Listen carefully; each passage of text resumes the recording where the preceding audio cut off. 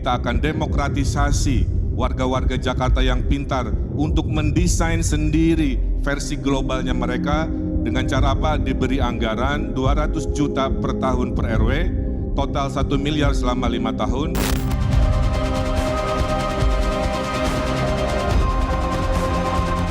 Saya paham betul tentang pandemi ini.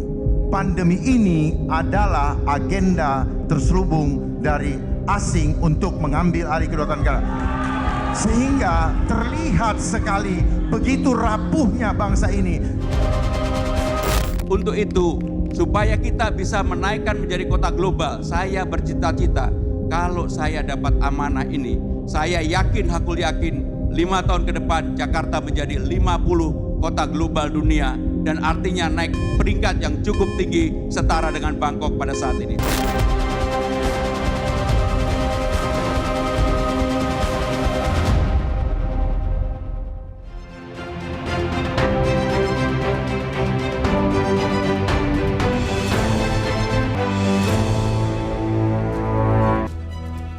Halo, selamat malam pemirsa. Kemarin 3 pasangan calon gubernur dan wakil gubernur Jakarta telah melakoni debat perdana.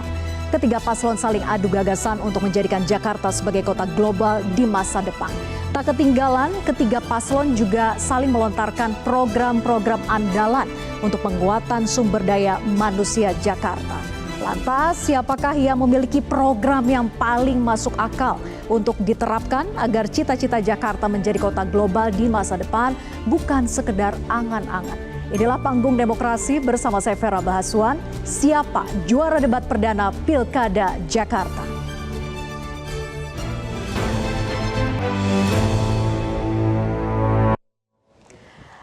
Dan pemirsa, untuk mengulasnya telah hadir di sebelah kanan saya ada pakar tata kota, yaitu Kang Yayat Supriyatna. Selamat malam Kang Yayat. Selamat malam. Kemudian pengamat komunikasi politik Ibnu Dwi Cahyo. Selamat malam Mas Ibnu. Selamat malam Vera. Oke, dari sebelah kanan kita ke sebelah kiri ini adalah para tim ses gitu ya dari masing-masing pasangan calon. Saya ke Mas Pangeran Siahaan dulu. Mas Pange, selamat malam. Malam, menyala. Menyala, juru bicara tim pemenang Ridwan Kamil Suswono, kemudian Ahmad Fatul Bari. Mas Bari, selamat malam. Atau Mas Fatul ya. Waalaikumsalam. Kemudian juga Ketua Dewan Pakar Tim Pemenangan Dharma Kun, Alma Januar Putra, Master Alma katanya. Selamat malam, Master Alma. Assalamualaikum Kak Vera. Waalaikumsalam. Terima kasih sudah hadir semua para narasumber yang ada di Panggung Demokrasi malam hari ini. Nah, sebelum kita membahas semua program yang sudah disampaikan maupun ide gagasan dalam debat perdana tadi malam, kita ingin mengevaluasi dulu ya dari masing-masing jagoannya. Nah, para tim ses melihatnya seperti apa? Para jagoan itu udah greget kah? Sudah to the point kah terkait dengan program-program yang sudah disusun dan disampaikan kepada publik? Ataukah masih banyak yang harus dievaluasi sebetulnya? Kurang menyerang lawannya atau seperti apa? Ataukah dari durasi waktunya masih belum pas sehingga terpotong begitu untuk menyampaikan poin yang ingin disampaikan? Silakan dari Mas Pange dulu. Ya, saya rasa Mas Pram dan juga Bang Dul tadi malam ya menyampaikan gagasan visi misi sesuai dengan apa yang sudah ditemui dari belanja masalah dengan berbagai macam lapisan warga Jakarta. Dan kalau kita lihat, kami sangat happy sebenarnya dengan performa dari Mas Pram dan juga Bang Dul. Dan kalau kita lihat sinergi dari Mas Pram dan juga Bang Dul ini, saya rasa secara proporsi dalam berbicara, dalam menyampaikan pandangannya, saya rasa porsinya hampir sama ya. Jadi kita bisa melihat ini kombinasi yang sangat baik, Mas Pram dan Bang Dul. Nggak ada, walaupun Mas Pram sebagai calon gubernurnya, Bang Dul sebagai calon wakil gubernurnya, tapi waktu berbicara juga saya rasa sangat-sangat seimbang. Jadi kami sangat puas, kami sangat happy dengan bagaimana gagasan-gagasan untuk membuat warga Jakarta bahagia, untuk membuat warga Jakarta semakin menyala itu disampaikan dengan sangat baik tadi malam. Oke, kalau Master Alma? Ya, bahagia sekali, alhamdulillahirobbilalamin. Bang Dharma dan Bang Dr. Kun lancar ya, smooth ya, semua visi misinya tersampaikan dengan jelas. Dan bahagia juga karena Kang Emil pertanyaannya membuat macan bangun dari tidur. Ya, alhamdulillah. Jadi viral hari ini Bang Dharma kita dan Bang Dr. Kun. Masyarakat tahu bahwa Bang Dharma selama ini berjuang untuk kebenaran, berjuang untuk keselamatan rakyat, bukan cuma rakyat Jakarta, ya warga Jakarta, tapi juga se-Indonesia. Beliau tahu persis ya apa yang ditanyakan oleh Kang Emil semalam dan dilahap habis semuanya. Ya, disikat habis semua pertanyaan dengan baik. Jadi sudah puas? Puas. Dan nanti debat kedua akan lebih dahsyat lagi, Kak. Oh gitu, Iya. Oke, kita nantikan lah ya. Kalau dari pasangan Ridho? Ya alhamdulillah lancar ya. Jadi kualitas Ridwan Kamil seorang gubernur, wali kota, sangat mengerti permasalahan kota, mengerti konsep-konsep yang ingin dia bangun dalam menyelesaikan permasalahan kota, didukung oleh Pak Suswono yang punya pengalaman birokrasi, menjadi anggota DPR, menjadi Menteri Pertanian, itu sudah saling melengkapi untuk membangun Jakarta sebagai kota global yang merupakan ibu kota sebelumnya dan sekarang menjadi daerah khusus, dan insya Allah itu menunjukkan bahwa kita ingin membangun kota ini menjadi sesuatu yang lebih maju dengan term kota global, dan mudah-mudahan apa yang sudah dilakukan tadi malam ya ini bisa menunjukkan kapasitas yang mudah-mudahan nanti bisa dipilih oleh masyarakat dan diridhoi oleh Allah serta diridhoi oleh masyarakat Jakarta insya Allah. Secara aturan waktu maupun tata pelaksanaan dari debatnya, apakah dirasa sudah pas? Karena Mas Suswono kayaknya sempat terpotong ya waktunya untuk bisa menyampaikan pesannya. Ya, pantunnya juga Bang. Yang terpotong salah satunya mungkin pantun ya. Iya. Mungkin karena Kang Emil sangat luar biasa menyampaikan substansi. Dan memang konsep debat Indonesia mungkin seperti itu ya. Besok-besok mungkin nggak tahu pilpres, pilkada. Kalau bisa sih konsep debatnya lebih dieksplor gitu. Karena mungkin memang konsep debat di Indonesia biasa seperti itu. Lalu banyak hal-hal yang mungkin seremonial ya kalau di Indonesia pakai ngambil di fishbowl dulu dan lain-lain. Cuman ya itu realitas demokrasi kita ya tetap kita hormati karena itu bagian dari cara kita yang mungkin berbeda dengan pola demokrasi yang lain. Oke, nah ini kan evaluasinya datang dari para tim sesnya sendiri begitu ya, yang diharapkan bisa objektif. Tapi katanya sih sudah puas dengan para jagoan masing-masing. Tapi gimana kalau dari pengamat komunikasi ini? Mas Ibnu melihatnya apakah gaya komunikasi yang sudah disampaikan masing-masing pasangan calon, siapa yang terlihat paling siap, paling matang, dan apakah sebetulnya dari debat itu bisa punya pengaruh yang signifikan terhadap elektabilitas masing-masing pasangan calon? Yang pertama kalau kita lihat ya dari pasangan Ridwan Kamil Suswono, kalau kita lihat dari penampilannya, itu melihat bahwa RK ini sedang menarget anak muda. Yang lain pakai peci misalkan, dia dengan kostumnya, dengan rompi yang ala-ala anak muda yang digemari di mall itu, dia pakai itu dan dia nggak pakai peci gitu. Jadi cukup yang pakai peci hanya Pak Sus. Dan di awal kita lihat ya, RK memperkenalkan diri, RK ingin notice ke masyarakat bahwa dia tuh bukan orang baru di Jakarta. Dia bilang bahwa dia pernah menjadi staf susnya Foke dan juga Bang Yos, ya. Lalu dia juga memperkenalkan Pak Sus ya sebagai orang yang pernah menjabat sebagai mentan. Jadi terlihat bahwa RK menyasarnya lebih ke Gen Z, sekaligus menerangkan bahwa Pak Sus ini punya pengalaman yang hebat. Nah, lalu kalau kita lihat ke Pak Darmakun, ini memang yang menurut saya paling santai ya tadi malam. Sangat lepas ya, apalagi setelah mendapatkan pertanyaan dari RK ya, akhirnya keluar semua itu teori-teorinya, teori beliau ya.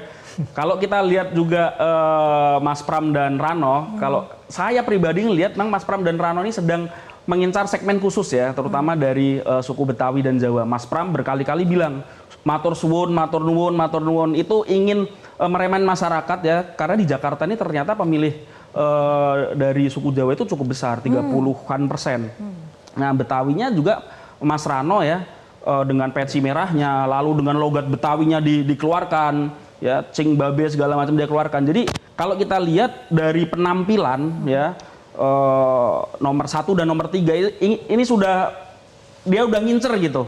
Saat tadi malam ya debat itu mereka sudah ingin mengincar segmen-segmen tertentu. Sedangkan untuk Darmakun ini ya kayaknya lepas sekali gitu, santai-santai saja seperti itu. Seberapa berpengaruh sebenarnya suara anak muda yang ingin ditargetkan itu?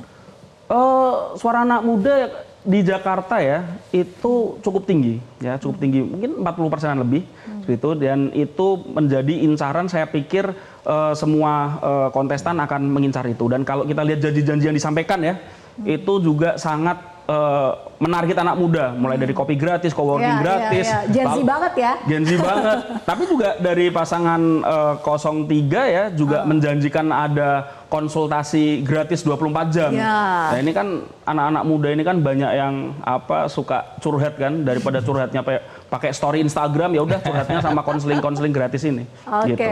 Tapi secara pengaruhnya terhadap elektabilitas seperti apa? Ya, kita perlu cek nanti dengan survei, tetapi kalau kita lihat memang anak muda itu ya ini agak berbeda, tidak seperti yang sudah baby boomer maupun Gen X, Gen Y kayak gitu. Anak muda ini sekarang relatif tidak bisa disetir karena mereka konsumsi medianya misalkan unik, beda dengan umur di atasnya. Jadi memang perlu pendekatan-pendekatan yang agak unik, yang itu dilakukan tidak hanya oleh para calon tetapi juga oleh para tim sesnya. Misalkan hari ini yang datang ya tim sesnya muda-muda semua, harus good looking ya, harus bersih segala macam, kan itu juga bagian dari bagaimana menarik perhatian. Ya, representatif lah ya. Ya, representatif seperti itu. Kira-kira seperti itu. Oke. Saya ke Kang Yayat kemudian. Kang Yayat, kalau melihat debat kemarin, materi program yang disampaikan, itu realistis tidak sih? Atau hanya sekedar retorika saja untuk menarik perhatian dari warga Jakarta? Iya, apa yang tadi kemarin saya lihat tuh seperti itu, ada prinsip damai itu indah. Jadi kurang kritis bandingkan waktu Pak Anies dengan Pak Ahok. Masing-masing mengkritisi. DP 0, ini gini, masing-masing melihat sisi kekurangan dan kelebihan. Itu membangun sebetulnya. Sejauh mana apa yang dijanjikan realistis atau tidak. Jadi masing-masing paslon itu terlihat. Dia tahu masalah Anda dan saya kekurangan. Jadi ada unsur pencerdasan di dalamnya. Karena tapi ada critical thinking. Ada critical. Tapi yang kemarin yang saya lihat tuh, saya catat lebih dari 30 ada kata bantuan. Ini konsepnya seperti lapar uang. Dalam konteks alam demokrasi. Memang dalam gimmick sebuah perdebatan, kata bantuan itu menarik. Tapi ada yang tersinggung. Populis ya? Mau populis, tapi yang tersinggung kelas menengah ke atas Jakarta. Jadi segmen yang dikejar itu adalah segmen menengah ke bawah. Dan agak perlu sedikit hati-hati ketika mengungkapkan ada kata gratis. Saya sempat mendengar tuh, naik LRT, MRT gratis. Sorry badan usaha kita itu sedang dalam konteks yang sebetulnya butuh dana untuk operasionalisasi. Nah, yang menarik juga yang perlu kita kritisi adalah pertama satu, memang para calon kandidat itu misalnya harus memahami RPJM terlebih dahulu. Karena ketika berdebat, saya akan membantu. Dia harusnya tahu struktur dasar sekarang itu bagaimana. Misalnya tadi pendidikan. Berapa rata-rata lama usia pendidikan? 9 tahun, rupanya 11, sekian tahun. Kedua, ada nggak disebutkan di situ, saya akan menaikkan. Pertanyaannya, realitasnya berapa? Contohnya, 200 juta per RT RW. Padahal realitasnya ada 2 juta sebetulnya biaya operasionalnya. Nah, kemudian itu ada agak sedikit menyinggung. Yang menengah atas di Pondok Indah tidak perlu katanya. RT tersinggung. Dia itu ada disparitas. Saya mohon maaf, kata-kata bantuan itu membuat orang tidak mandiri. Contoh mohon maaf ya, ada satu lagi. Ketika ada NIK itu kemarin penataan NIK, mohon maaf, semua RT RW Jakarta itu tidak dibantu tapi kemandirian. Kenapa? Artinya apa? RT RW yang bagus diapresiasi, dikasih hadiah, umroh, sepeda dan sebagainya, dapat piala. Jadi sebetulnya tanpa bantuan pun sebetulnya diakritisnya sudah ada. Saya khawatir gini, kata-kata bantuan menjebak apa? Satu, dana bantuan sosial dan pendidikan Jakarta makin bengkak. Mohon maaf, tahun ini 17 triliun. Bayangkan nanti 30% anggaran dipakai untuk ASN, dipakai untuk ini. Akhirnya jatuh tadi. Berapa ruang fiskal kita supaya janji realistis dengan kemampuan ini. Visi, misi, tanpa gizi, mimpi. Oke, itu dia ujungnya. Jangan sampai jadi mimpi doang ya, Kang Yayat. Tapi kita bahas nanti usai jeda terkait dengan program yang ditawarkan oleh masing-masing pasangan calon. Tapi usai jeda, tetap bersama kami di Panggung Demokrasi.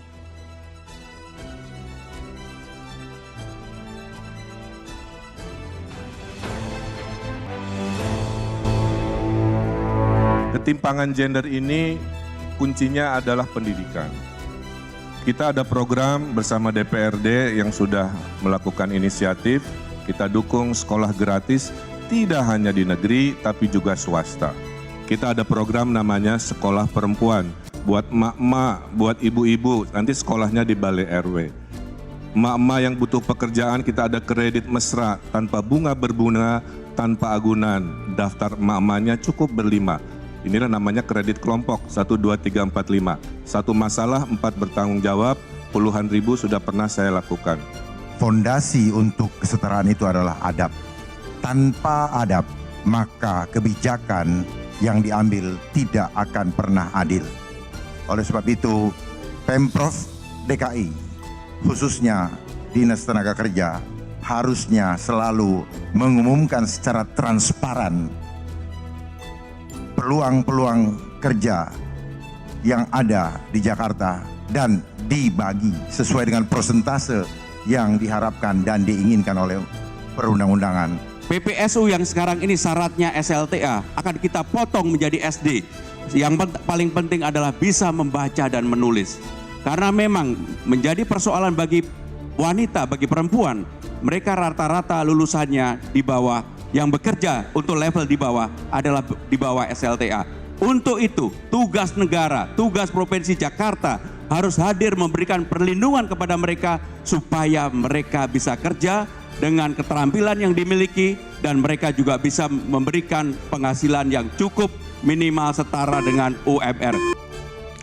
Selain soal perempuan, dalam debat perdana juga dibahas terkait dengan banyaknya Gen Z yang di PHK. Kita simak berikut ini. Kan Gen Z itu ada golongan yang belum dapat pekerjaan, ada juga yang sudah bekerja, sudah curhatan Mas Pram ya.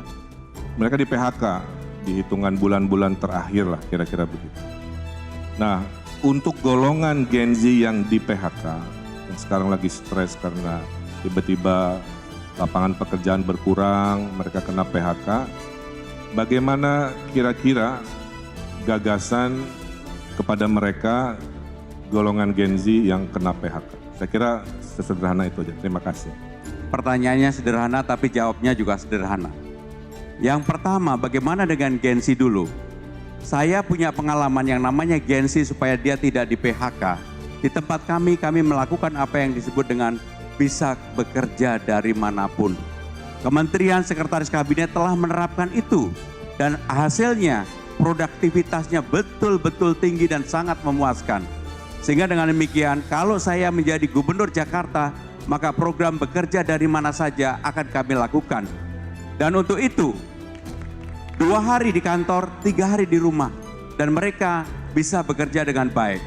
Bagaimana dengan Gen Z yang di PHK? Tentunya tanggung jawab pemerintah untuk yang pertama, kami membuka konseling 24 jam. Mereka bisa curhat apapun, mereka bisa menyampaikan unek-uneknya. Yang tidak kalah pentingnya adalah apa yang menjadi tekanan ataupun pikiran para Gen Z ini, ada tempat penyalurannya. Untuk itu konselingnya 24 jam. Nggak perlu capek-capek naik apa saja, cukup ditelepon 24 jam untuk itu. Dan dalam jangka panjang, bagaimanapun Gen Z ini mempunyai potensi yang luar biasa, Gen Z maupun milenial. Bagi saya pribadi, ini potensi. Ekonomi kreatif harus ditimbulkan dan mereka mau bekerja berdasarkan itu. Karena para Gen Z ini, saya ini diajarin karena maju gubernur ini oleh anak-anak saya, oleh teman-temannya yang dulu tidak pernah terbayangkan. Termasuk persoalan ekonomi kreatif yang begitu saya diajak jalan-jalan ke Car Free Day, ada yang namanya tukang foto. Dan mereka ternyata besar sekali komunitasnya. Dan mereka mendapatkan penghasilan dari situ. Itulah yang harus dilakukan oleh para Gen Z dan saya akan mendukung untuk itu. Terima kasih. Oke, kita ulas bersama Mas Pange. Tadi jawaban dari Mas Pram, work from anywhere, layanan konseling 24 jam, ekonomi kreatif. Kita tahu bahwa tidak semua bidang bisa work from anywhere, kemudian pengaturannya itu seperti apa, dan layanan konseling 24 jam, siapa yang melayani, apakah semuanya psikolog, apa ia bisa mengakomodir itu semua, gimana sih Mas Pange? Ya, jadi kalau kita bicara soal Gen Z ya, kita mesti keluar dulu dari paradigma bahwa Gen Z itu hanya menyasar pada sekelompok anak muda tertentu saja. Karena kita kalau bayangin Gen Z, dalam bayangan kita sering banget kita cuma ngomongin yang mungkin aktif di sosial media, ya, yang mungkin sering upload konten-konten segala macam. Tapi nggak, Gen Z itu kita lagi ngomongin soal kelompok umur sebenarnya. Dan ini adalah lintas kelas sosial ekonomi, gitu. Mau dia tinggal di Jakarta Selatan, nongkrong di Senopati, mau dia itu di Jakarta Barat, Jakarta Utara, di Cengkareng, di Pesanggerahan, itu semua tetap Gen Z. Nah, inilah yang ditemui oleh Mas Pram dan juga Bang Dul ketika turun ke bawah untuk belanja masalah bagi warga. Bagaimana Gen Z ini juga bagian yang terkena dampak dari satu pengangguran, ya ada sekitar 350.000 pengangguran di DKI. Lalu dengan puluhan ribu orang yang kena PHK juga dalam beberapa bulan terakhir. Nah, apa sih yang pertama yang menjadi salah satu karakter dari generasi Z ini? Adalah mereka mencurahkan isi kepalanya. Makanya kenapa sosial media menjadi tempat bagi mereka untuk curhat. Nah, kenapa alih-alih mereka curhat ke strangers ya, ke orang asing, kenapa tidak negara atau dalam hal ini Pemprov atau Pemkot hadir di sana untuk menyediakan lawangan konflik? Difasilitasi. Betul. Siapa yang akan menjadi pendengar? Idealnya memang itu harus menjadi tempatnya professionals untuk bisa mendengarkan curhatannya mereka. Satu Jadi dulu. psikolog standby 24 jam gitu ya? Ya harus ditangani oleh professionals. Kenapa? Karena kesehatan mental inilah yang akan membuat mereka bisa berkarya, bisa bekerja. Itu dari kondisi mental. Tapi yang kedua, bagaimana dengan skills-nya? Ya, makanya ini menjadi salah satu program dari Mas Pram dan juga Bang Dul untuk Jakarta Bekerja, bahwa ada pelatihan-pelatihan bersertifikat yang dilakukan dengan berkala. Lalu bagaimana ada job fair ya yang dilakukan di tiap-tiap kecamatan ya selama 3 bulan sekali. Jadi semuanya baik dari segi skills-nya, dari segi mental readiness-nya, semuanya harus dibantu, difasilitasi oleh pemerintah. Tapi agar mereka bisa bekerja. Work from anywhere itu maksudnya pada bidang tertentu saja atau semua bidang yang ingin diterapkan? Iya, ada bidang-bidang di mana work from anywhere itu dimungkinkan. Kalau kita bicara mengenai bidang-bidang yang memang bekerja di balik meja, itu sangat dimungkinkan.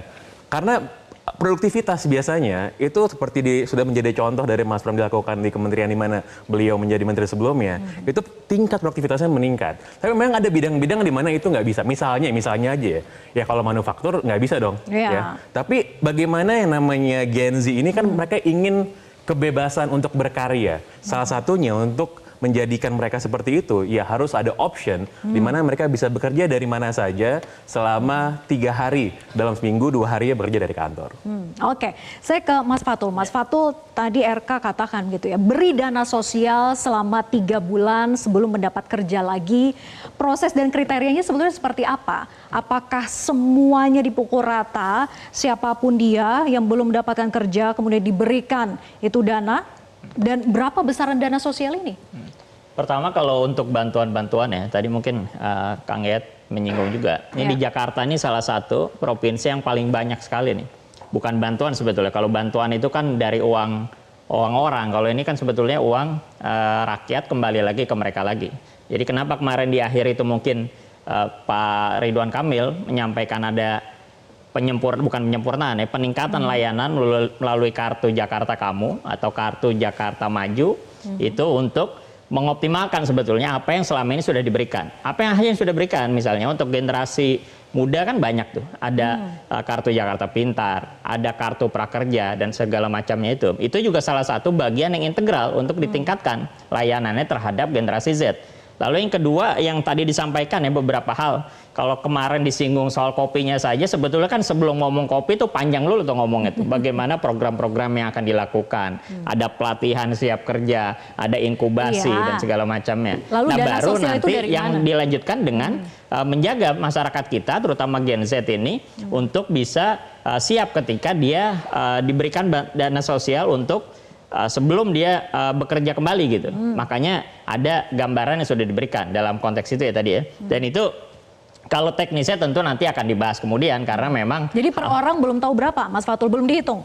Ya kalau masih dihitung, yang salah satu sudah dihitung sebetulnya anggaran RW salah satunya. Tadi makanya Kang Yayat bilang itu juga harus dihitung karena kita hitung betul. Kita juga tidak serta-merta langsung bilang semua transportasi gratis. Bahkan transportasi di Jakarta ini salah satu yang hampir tidak pernah naik. Mungkin Kang Yayat bisa Tapi gini, cek dana sosial yang diberikan itu tujuannya apa? Apakah tujuannya agar membantu mereka yang belum dapat kerja, kemudian bisa ikut-ikut pelatihan, uangnya diarahkan untuk pengembangan diri? Ya betul, ini kan kita ingin menjaga ya proses mereka sebetulnya dalam kesulitan ketika sudah tidak kerja atau ingin mencari kerja, selain dari yang sudah diberikan melalui program-program sebelumnya yang sudah ada yang akan kita tingkatkan, ini juga untuk mendukung mereka agar bisa siap menghadapi dunia kerja. Sebelum bekerja ada pelatihan, ada inkubasi, plus misalnya tadi dana sosial yang disiapkan agar mereka juga bisa terjaga dari proses-proses yang ada. Karena bayangkan tadi hal-hal yang sederhana disampaikan, kenapa akhirnya kerja di coworking juga atau kerja di kafe dan segala macam tuh juga bukan sesuatu yang mudah, perlu dana juga. Tadi yang disampaikan work from anywhere itu juga kan butuh dana. Nah itu bagian yang melengkapi juga tuh. Kalau mau work from anywhere dan segala macamnya juga kan dia butuh bantuan yang diberikan untuk masyarakat. Gitu. Oke, ya jangan sampai dana sosial yang dikasih tapi digunakan untuk yang lain, bukan jelas, untuk upskilling pasti, gitu ya, pasti malah beli prosesnya kopi diawasi atau gitu ya. buat nongkrong. Iya. Bukan buat kopi dan lain-lain. Yang menarik gini, justru kasus kemarin kartu Jakarta Pintar diberikan. Yang pintar siapa? Bapak ibunya. Uangnya dipakai buat cicil motor. Apa yang terjadi? Tahun ini sebetulnya sudah ada sekolah gratis. Dari 2,8 triliun, 2,3 untuk sekolah gratis SD, SMP, SMA, sekolah swasta. Sisa yang 500 miliar difasilitasi untuk beli buku, beli tas, beli itu, dan jadi tidak ada terima uang. Yang menjadi persoalan sekarang ini, waktu kemarin dihentikan, itu yang protes banyak karena cicilan belum lunas. Cobalah ceklah. Maka menurut saya mengatakan kalau itu lebih ke nanti pengawasannya, karena jangan sampai apa yang sudah diharapkan masyarakat dikurangi juga. DKI itu ditegur, bukan diberhentikan oleh Pak Budi, tapi BPK mengatakan hentikan dulu, evaluasi ulang. Maka dilakukan perubahan. Jadi perlu sedikit kehati-hatian supaya bantuan itu tepat sasaran, manfaatnya juga optimal gitu. Ya, tepat sasaran dan pengawasannya itu yang harus maksimal begitu ya. Oke. Nah, Kang Yayat tapi mendengar jawaban-jawaban tadi begitu ya, penguatan SDM-nya di mana kalau Kang Yayat lihat? Apakah ini solusi yang tepat justru menambah ataukah justru menambah masalah baru, tidak tepat sasaran, akar masalahnya tidak diatasi? Nah, selalu mengatakan struktur dasarnya kita tahu nggak? Misalnya contoh, dari Gen Z itu yang SMA yang menganggur tuh 34%, SMK itu 25%. So what gitu loh, mau kerja di mana? Hampir 60% yang kerja itu di sektor informal. Mohon maaf, tahun lalu pemerintah punya kebijakan konversi motor biasa ke motor listrik 2 juta loh. Tapi nggak ada STM-nya yang terampil melakukan konversi itu. Jadi ketika opportunity dibuat oleh Kementerian SDM, itu tidak ada anak-anak yang itu. Maka saya mengatakan pemetaan ruang dan keterampilan sama pangsa pasarnya pun dibuka. Contoh kedua, bisnis pesawat kan tiket mahal. Ada namanya MRO, Maintenance, Repair, dan Overhaul. Itu ternyata dibutuhkan banyak anak-anak STM. Bukan sarjananya. Dan apa yang terjadi ketika 5 tahun anak-anak itu keluar negeri semua. Nah, maksud saya ada opportunity kolaborasi yang perlu kita buka supaya Gen Z-nya pun dapat lapangan kerja yang lebih pasti. Tapi yang terampil ya, jangan yang informal. Kalau informal gajinya rendah, nggak terserap pajak, Pak. Income kita terbatas di situ. Oke. Nah, selanjutnya saya ingin kita mengutip begitu ya, memutarkan kembali terkait dengan paslon 02 Dharma Pongrekun yang mengatakan bahwa mendahulukan berKTP Jakarta untuk bekerja di Jakarta. Kita simak berikut ini. Manusia bukan hanya tubuh tapi jiwa. Sehingga masalah adab itu harus dibenahi dulu. Sehingga kemauan untuk bekerja itu menjadi tinggi. Gubernur sebagai ayah daripada warga Jakarta itu harus mendahulukan yang berKTP Jakarta. Karena ternyata banyak yang masuk ke Jakarta dan itu membuat banyak dari warga Jakarta yang tidak punya kesempatan diterima di suatu pekerjaan. Akibat dari apa? Akibat belum atau kurang dipercayanya. Oke, Master Alma, apakah ini sesuai dengan kebutuhan industri? Karena kita tahu bahwa perusahaan itu akan menerima seseorang bekerja di sana sesuai dengan skillnya, tidak berdasarkan KTP-nya Jakarta atau bukan. Ya, intinya Bang Dharma dengan program Babe ya untuk Gen Z, beliau ingin mencarikan pekerjaan untuk warga Jakarta, Gen Z Jakarta yang ber-KTP Jakarta ya sekeluarga gitu ya Kak. Dan itu diprioritaskan. Bukan berarti kita menutup kesempatan dari warga lainnya, tapi kita prioritaskan dengan kartu Jakartaku Aman. Nah ini kartu Jakartaku Aman ini juga udah lama banget nih, udah kita bahas dan kita mau rangkum semua kartu itu, semua kesempatan itu di satu kartu ini.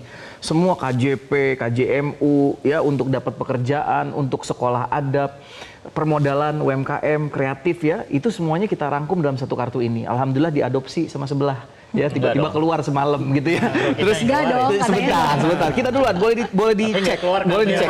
boleh dicek ya, rekam jejaknya boleh dicek, jejak digitalnya. Dan program kami untuk pelayanan 24 jam untuk warga Jakarta diadopsi juga Balai Rakyat ya, sama sebelah gitu ya. Jadi alhamdulillah ternyata ide-ide brilian kami untuk warga Jakarta ternyata dipakai oleh petugas partai di sebelah saya ini, dan kami bahagia sekali karena ternyata ide kami itu diakui. Nah, bukan cuma program Babe, Kak, yang sangat adil ya untuk warga masyarakat Jakarta ya, tapi kita juga ada program internet gratis tadi, Kak, untuk menunjang bisnis, Kak, UMKM ya, digital marketing mereka, semua nanti toko-toko online mereka, jadi nggak perlu lagi mereka bayar wifi, Kak, itu lumayan menghemat.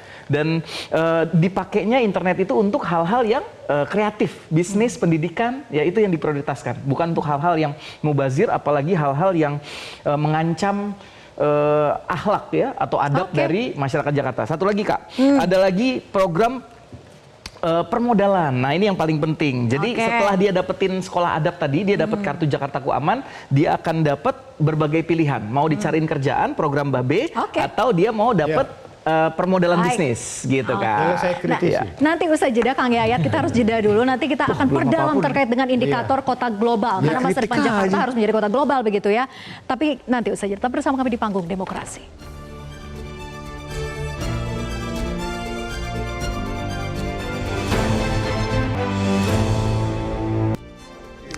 Kembali di Panggung Demokrasi, kita akan putarkan kembali potongan dari debat perdana kemarin antar paslon terkait dengan perdebatan antar paslon tema Jakarta masa depan. Berikut ini. Daya manusia menjadi sangat penting dalam penilaian untuk indeks kota global. Dalam indeks yang dikeluarkan oleh PIRNI, sumber daya manusia 30% menepati itu. Maka kita harus yang namanya kartu Jakarta Pintar, kartu Jakarta Sehat, dan juga untuk para mahasiswa KJFU, betul-betul negara harus hadir untuk itu. Maka pemerintah berkewajiban untuk menyiapkan job fair selama 3 bulan sekali di kantor kecamatan, bahkan kalau perlu di kantor kelurahan. Saya bercita-cita kalau saya dapat amanah ini, saya yakin, hakul yakin 5 tahun ke depan Jakarta menjadi 50 kota global dunia. Bapak Ibu warga Jakarta, kenyataannya tidaklah mungkin urusan Jakarta dibereskan sentralisasi dari balai kota. Konsep Ridho adalah DKI, desentralisasi, kolaborasi, dan inovasi. Kelurahan itu adalah ujung ASN. Di bawah kelurahan ada RW. Itulah kenapa kita akan demokratisasi warga-warga Jakarta yang pintar untuk mendesain sendiri versi globalnya mereka. Dengan cara apa? Diberi anggaran 200 juta per tahun per RW, total 1 miliar selama 5 tahun, insentif RT RW, Dasawisma, PKK, Posyandu semua juga dinaikkan. Undang-Undang nomor 2 tahun 2004 sudah mengatur untuk keperluan RT, RW, dan kelurahan itu angkanya tidak boleh lebih dari 5%. Sehingga dengan demikian, apa yang akan kami lakukan untuk kelurahan, kami akan membangun yang disebut dengan balai rakyat. Di sanalah sumber daya manusia ditingkatkan. Oke, langsung saya ke Kang Yayat. Kang Yayat, kalau melihat tadi jawaban dari para paslon, mana yang lebih sesuai dengan indikator kota global? Kalau melihat dari Mas Pram tadi, pemerintah yang mengatur dengan membangun balai rakyat, peningkatan SDM, kemudian job fair 3 bulan sekali. Kalau RK gelontorkan anggaran 200 juta per RW, kemudian insentif Dasawisma, PKK ditingkatkan, tapi masyarakat yang membentuk sendiri atau menciptakan kota global versi mereka. Kota global adalah kekuatan kemandirian. Saya sebutkan ada fenomena menarik di Jakarta. Namanya, kalau istilah saya, rombengan. Rombongan yang suka nebeng amat teman. Bukan itu ya. Itu apa? Numpang kakak. Satu kakak untuk 10 sampai 20 keluarga. Akibatnya apa? Yang numpang ini dapat bantuan BPJS, bantuan pemerintah. Ujungnya apa? Dia belum mendapatkan tempat tinggal, status alamat. Ya, inilah persoalan yang terjadi.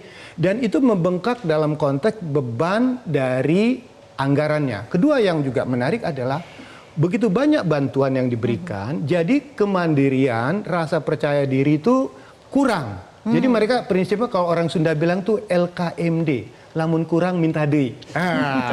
Apapun Itu menunggu, karena bagi mereka ada sejarahnya. Bagi masyarakat yang tidak mampu, mendingan saya bisa makan hari ini daripada memikirkan ke depan. Jadi fenomena dalam proses politik pun akan bisa membuat masyarakat tidak mandiri. Kota global itu ada selalu contoh yang menarik. Singapura. Lee Kuan Yew itu mengatakan begini, Singapura itu bukan oren atau jeruk. Jeruk itu dikupas, diperes, dihisap, ditinggal. Singapura itu duren.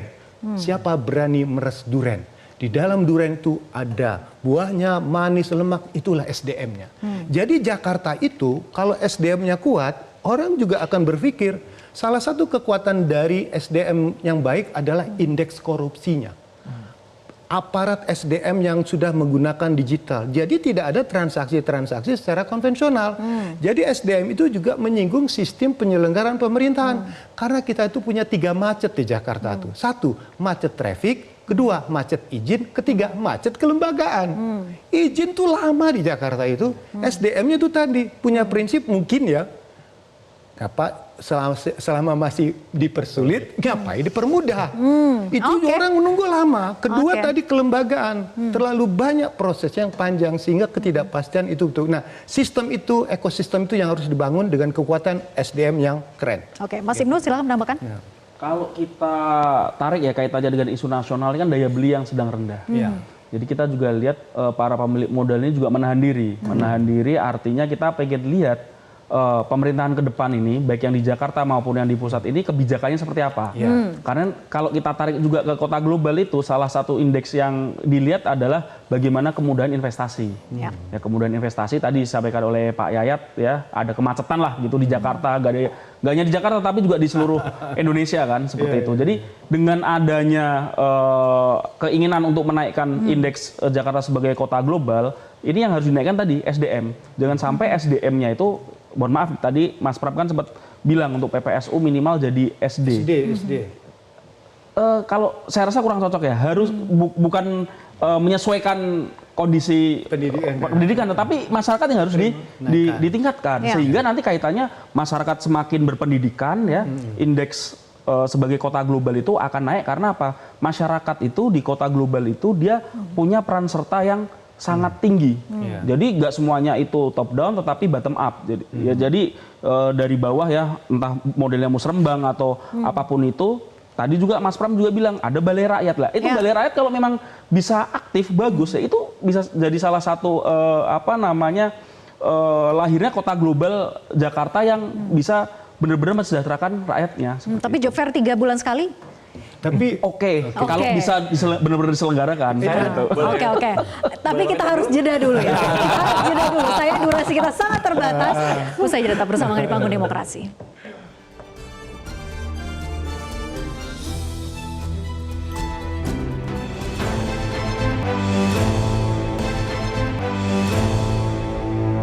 Kita mungkin akan coba berinovasi membuat riverway atau perahu melintasi 13 sungai di Jakarta. Kemudian juga perluasan flyover masih dibutuhkan secara reality. Nah, ideologi kedua yang pasangan Ridho akan kembangkan selama 5 tahun adalah mengurangi pergerakan, membangun pusat-pusat pertumbuhan, CBD di Ancol, di PIK, di Meruya, di Kelapa Gading, di TBC Matupang, sehingga orang selatan tinggalnya di selatan, tidak usah ke pusat, kerja di selatan, ngemol di selatan, orang di barat tinggal di barat, kerja di barat, ngemolnya di barat, tidak harus semua ke pusat.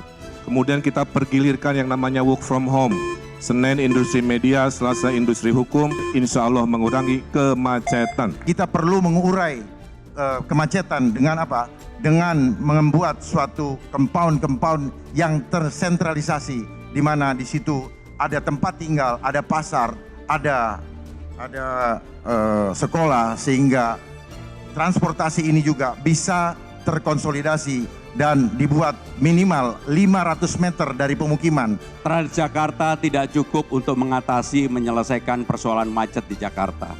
Aglomerasi telah ada, maka yang harus dilakukan adalah Transjabodetabek. Maka harus diatur dari ujungnya. Saya termasuk yang akan membebaskan 15 golongan yang sekarang ini sudah naik busway gratis, maka mereka naik MRT dan LRT juga gratis. Baik itu dari Bekasi, dari Tangerang Selatan, dari Bogor, dan dari manapun apabila fasilitas itu ada. supaya orang berkurang banyak masuk ke Jakarta bawa kendaraan pribadi.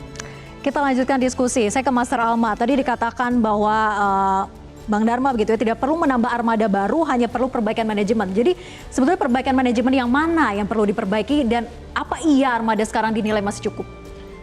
Yang jelas itu dikaji, Kak. Perlu, kalau penambahan ya pasti perlu, dan manajemen ini diperbaiki. Dikatakan tidak perlu loh. Dikaji, Kak. Dikaji. Ya, jadi akan dikaji semuanya. Jadi akan ada mikrotrans baru nanti yang unik ya, dan juga nanti setiap trek itu jaraknya 10 menit. Jadi nggak panjang antriannya. Itu yang paling penting. Jadi manajemen semuanya, Kak, yang terintegrasi ini.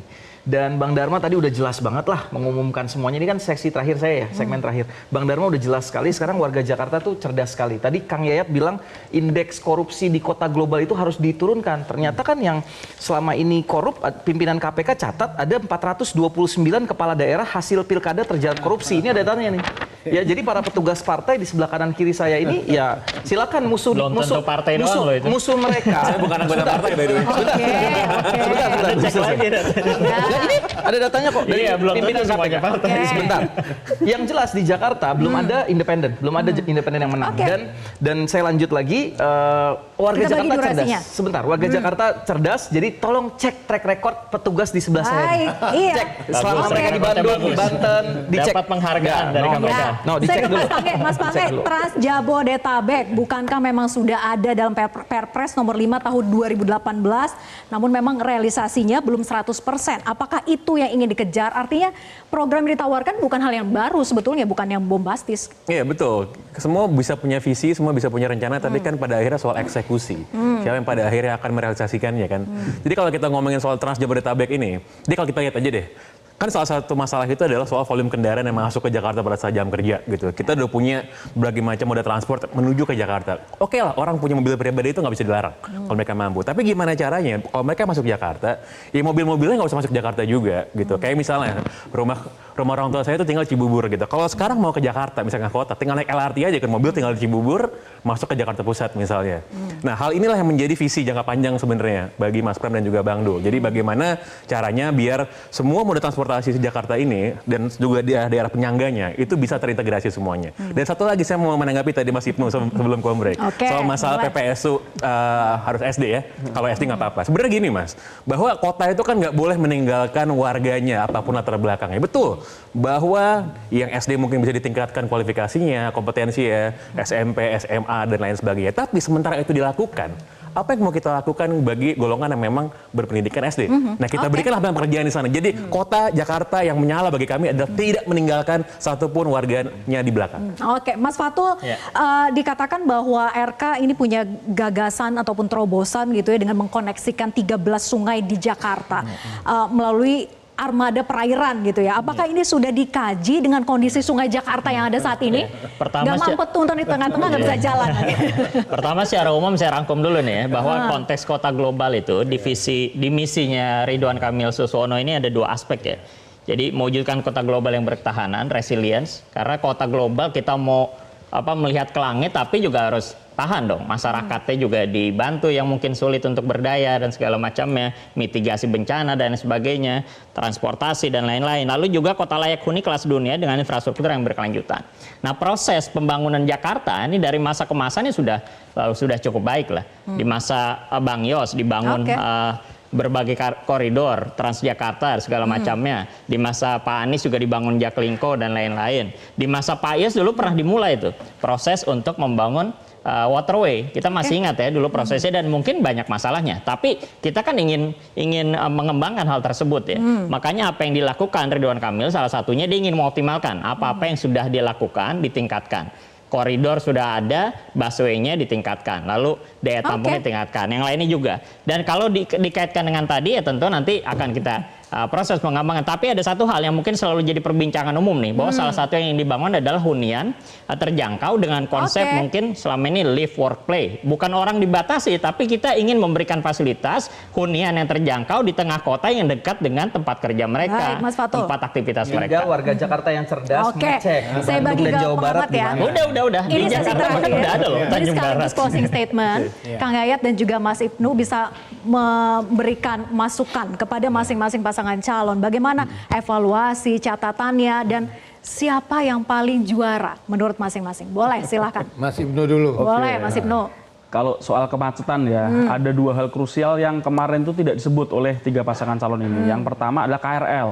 Yeah. Padahal KRL ini sedang mau teriak-teriak nih karena ada usulan untuk mencabut subsidi, ya dengan itu kebijakan Menhub. Ya, dari Kemenhub, sehingga ini kan Jabodetabek ya, dan masyarakat Jakarta yang pakai KRL itu sangat banyak gitu. Kalaupun mau ke Bogor, ke Depok, ke Tangerang itu pada pakai KRL. Dan ini kalau disesuaikan ya nicknya dengan tarifnya ini akan sangat mahal sekali. Saya ingat betul tuh tahun 2010-2011 naik yang AC ya itu hampir 10.000 kayak gitu. Dengan harga sekarang kalau normal berapa kayak gitu. Itu ya pertama soal KRL. Tidak ada yang berani menyebut itu. Lalu yang kedua adalah terkait pembatasan usia kendaraan bermotor yang itu ada di dalam undang-undang DKJ.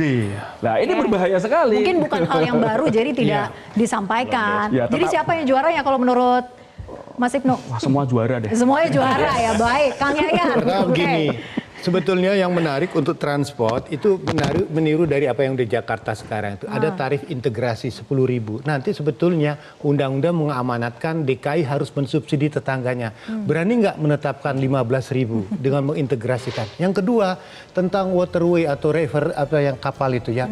Harusnya Bang RK belajar dari sejarah. Jakarta kota gagal kanal. Dulu Belanda pernah membuat Jakarta seperti Amsterdam, Rotterdam yang terjadi terendam. Nah, kenapa? Sedimentasinya terlalu tinggi. Jadi menurut saya perlu dievaluasi. Bang Yos pun pernah membuat kapal yang sama, tapi juga ada persoalan dengan itu. Jadi menurut saya saat ini sekarang mungkin saya nggak ngasih nilai, tapi ada remedial untuk Oke, di debat dua kaji ulang. Retorika apa kasih janji manis, mimpi belaka ya Kang Yayan. Di debat dua nanti kita pertajam. Oke, terima kasih semua narasumber, Mas Ibnu, Kang Yayan, kemudian Mas Pange, Master Alma dan juga Mas Fatul atas diskusinya. Saya Vera Bahason pamit undur diri. Terima kasih atas atensi Anda. Sampai jumpa.